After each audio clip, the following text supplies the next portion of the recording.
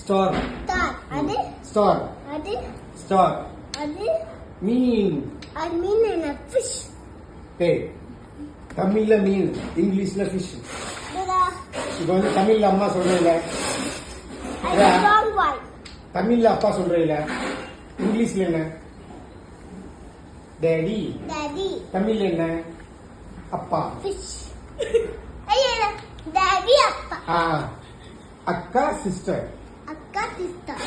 Anti அத்தை Auntie அத்தை. அத்தை தமிழ் ஆன்ட்டி இங்கிலீஷ் Auntie அது மாதிரி இது வந்து ஃபிஷ் இங்கிலீஷ் தமிழ்ல என்ன மீன் அன்பு. அன்பு எஸ் தமிழ தமிழ்ல அன்பு தமிழ அன்பு. இங்கிலீஷ்ல லவ் Love.